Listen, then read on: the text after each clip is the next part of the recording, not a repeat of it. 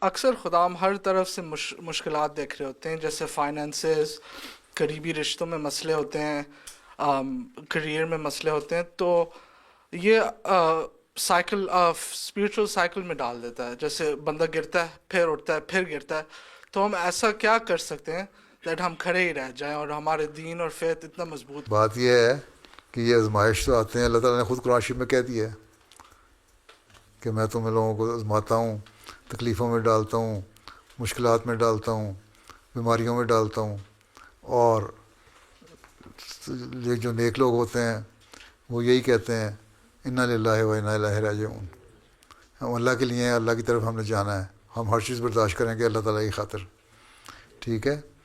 اور یہ مشکلات جو آتے ہیں یہ تو اس دنیا کا ایک کامن فیچر بن چکا ہوا نا. اللہ تعالیٰ کو مانتا ہے یا نہیں مانتا، اس پہ بھی اچھے وقت بھی آتے ہیں، برے بھی آتے ہیں. ان مع العسر یسرا، ان مع العسر یسرا، آسان تنگی کے بعد آسانی، آسانی کے بعد تنگی، قرآن شریف میں اللہ تعالیٰ کہتا ہے. یہ چیزیں اللہ تعالیٰ نے رکھی ہیں تاکہ لوگوں کو آزماتا بھی رہے کس حد تک وہ شکر گزاری کرتے ہیں. باقی ایک سسٹم ہے، ایک کامن اصول بھی ہے دنیا میں، بزنس میں لے لیں یا عام اس میں لے لیں، کہ ہر ایک رائز کا ایک فال ہوتا ہے. یا اکنامکس میں بھی کہتے ہیں کہ جب جا رہے ہیں اگر آپ کے بڑا فلرش کر رہا ہے تو ڈیمینشنگ ریٹرن شروع ہو جاتا ہے کہ وقت پہ پہنچ کے. یا فائنانس والے، اکنامکس والے یہاں بیٹھے ہیں، انہوں نے پڑھا ہوگا ہیں. تو یہ تو ایک نیچرل ہے، نیچر کے لاء کے مطابق چل رہا ہے. تو یہ سسٹم ہے اللہ تعالیٰ نے بنایا ہوا ہے اس دنیا میں. ہاں بعض لوگ ہوتے ہیں وہ بڑے اچھی حالت میں رہتے ہیں، لیکن بعض اللہ تعالیٰ کہتے ہیں ان کو میں اتنا دیتا ہوں کہ وہ پھر اس سے پاگل ہی ہو جاتے ہیں، دماغ خراب ہو جاتا ہے. لیکن ایک وقت میں وہ بھی آ کے پکڑے جائیں گے، اور اگر اس دنیا میں نہیں تو اگلے جان میں پھر میں ان کو اچھی طرح گھولوں گا.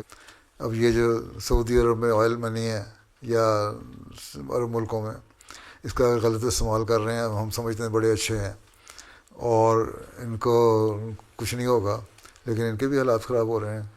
قذافی کو انہوں نے ستیہ ناش کر دیا، عراق میں ہو گیا، اب بشار الاسد کے ساتھ کیا کچھ کر رہے ہیں.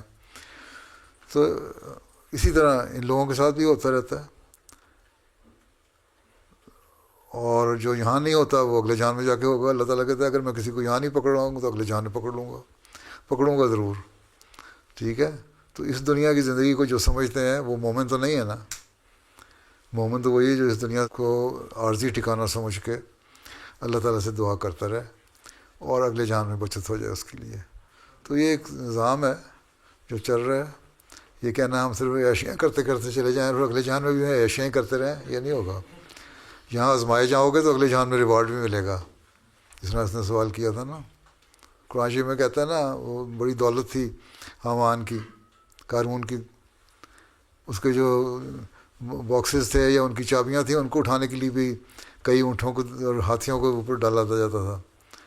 تو لوگ کہتے تھے، بعض لوگ جن کو دین سے کا اتنا علم نہیں تھا کہتے تھے کاش کہ ہمارے پاس بھی دولت ہو.